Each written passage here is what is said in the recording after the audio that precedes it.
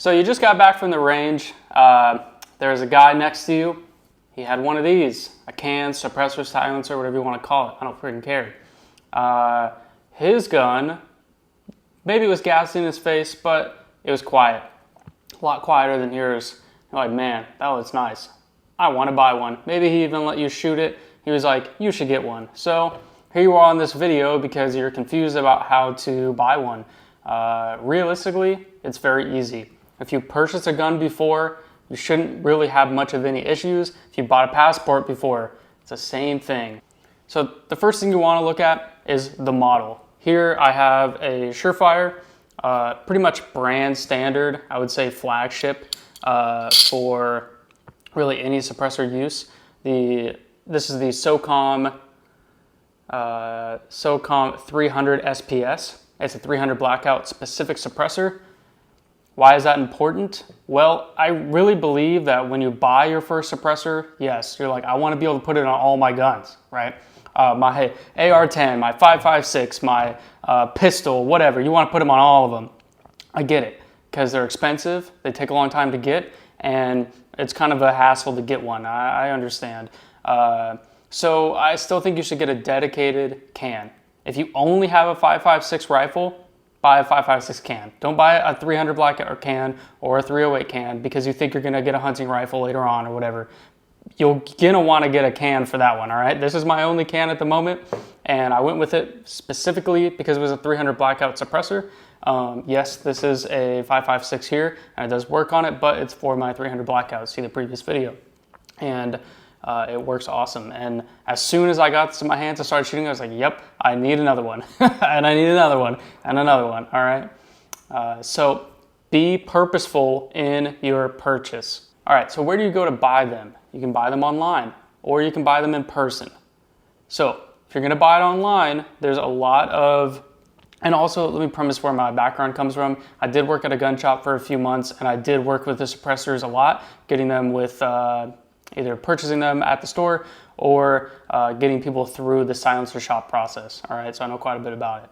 Okay, buying it in store. Sometimes you can get a deal, maybe if you know the shop owners, or maybe they have a sale, all right, and you buy it, you can see it, you can hold it, you're like, yep, I want this one. Maybe they let you put it on your gun, cool. And you don't pay a transfer fee. So the same thing if you ever bought a gun online and you send it to an FFL, they're going to charge you $25, $30 for a transfer fee for them to do all the paperwork. It's the same thing for a suppressor, but usually it's about $75 to $100. So you got to make that in. But if you buy it directly from them, they're not going to charge you a transfer fee, but you may pay their premium. Usually in shops, a little bit more expensive. Okay, if you go online, you can do either silencer shop or any other website. Any other website, you're going to pay that transfer fee. All right. When it ships to that FFL, you're gonna pay the extra $100 for them to process the paperwork.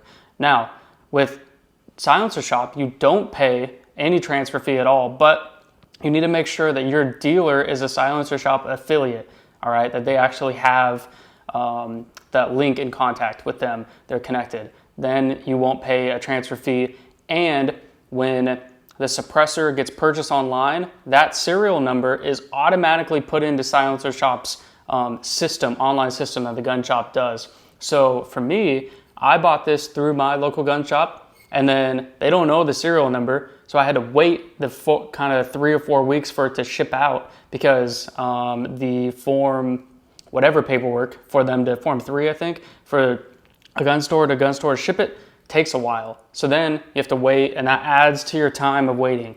You buy it from silencer shop, it auto gets added, it gets shipped to the gun store, and it makes the gun store error much less. There's less that the gun store has to do because silencer shop has already handled it, all right? And sometimes they have free tax stamps. So I really recommend silencer shop. I didn't really like their system as far as inputting stuff when I was working there, but for the user and for the buyer, it's great. So now you buy your suppressor. Hopefully you're at a gun store that has a kiosk from silencer shop. If they don't, that's okay. But you're gonna walk over to the kiosk, you're gonna follow all the kiosk directions. It's very easy, I don't need to go over it, but it's just your fingerprints and your personal info, and then if you wanna do a trust or not, and what type of trust. I'm not really gonna go into trusts here. You can do your own research on that, ask your local gun store. it's up to you on how you want it, how your life is settled to do that, okay? So once you do all your fingerprints, you're gonna get an email that says, hey, please purchase your tax stamp, okay? So you're gonna also get the app from Silencer Shop, which is all the app really does is let you take a photo. All right, you're just gonna take a photo of yourself, have somebody else take it for you. Really, you shouldn't take it for yourself. So buying your tax stamp sucks, no matter what, okay? It sucks. I guess you could say lucky that it's still only $200, that it's been for the last almost 100 years now, but you do gotta pay the unconstitutional, which it is, tax, and all of this is unconstitutional. You should be able to buy this wherever you want, all right, at Home Depot, because it is a hearing protection device. That is it. It is PPE, all right, personal protective equipment. So buying your tax stamp is per serial number. When you go to buy a tax stamp, you're gonna pay that $200 and it's per serial number. So if you're buying 2 suppressors at the same time, you gotta buy 2 tax stamps. And no, you cannot buy a tax stamp before you buy the suppressor, wait the 9 months, and then be like, okay, now I want that suppressor and buy it. It doesn't work like that. You have to have a serial number attached to it.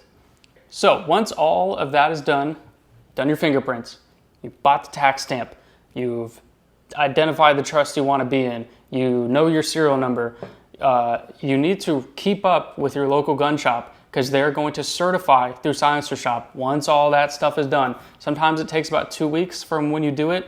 It could be potentially a little bit longer or a little bit shorter, but they're gonna call you back and you do have to go back in because they're not allowed to know your password and your PIN number to certify and they're gonna go over all the information again before they submit that to Silencer Shop for a final thing. If that doesn't happen, your paperwork is not submitted. You have to get that confirmation that you certified your paperwork through eForms. Through Silencer Shop. I cannot emphasize that enough. I saw multiple people that didn't do that, and it is on the gun shop 100% to do that, but if you haven't heard anything back and you haven't got an email saying you're certified, your paperwork has not started. So sometimes, unfortunately, you wait 6 to 9 months for your suppressor, but that's only once the paperwork is certified and sent over. So that process could take a month or so. So expect that too. Now, once all that's done, that's it, really. If you bought 1 suppressor or 2 suppressors, it's not guaranteed that they're gonna be blanketed and wrote off and approved at the same time. Who knows how the NFA works? I sure don't. Nobody really does, it seems like. And also, if you can afford it, I would buy all the suppressors you would like to purchase at one time. So everything's done, boom, bam. If you have the money, I would batch order them. I think that's called, a good word for it is batch ordering. So buy 3 or 4 at the same time, boom. They're probably gonna get approved around the same time, and it just makes life that much easier. A little bit of ending tips on this pretty simple video is go ahead and when you're waiting the 9 months for your suppressor, whether it be a Surefire, whatever it may be, get your mounts ready. So buy the flash hider that you want, the 3-prong, whatever it may be, all right? So at least while you're waiting, you have a nice flash hider, which really is gonna do a lot of benefit for you anyway. I wouldn't recommend a muzzle brake, but that's just me. And have it ready, have it set up. So as soon as you get your suppressor, you don't have to go and get this installed and that installed, you can just throw it on, all right? And do your research on what cans come with muzzle devices. Some of the Silencer Co. ones do. Surefire sure don't, that's for sure. If it's direct thread, make sure you're buying the correct threads, make sure your threads are aligned. Maybe get a bore rod, Silencer bore rod.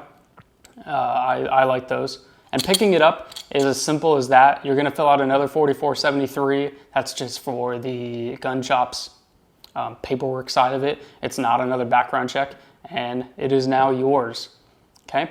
And I will leave this with you to look up the rules and regulations on what to do with suppressors, where you can't do. This is simply just how to buy it, all right?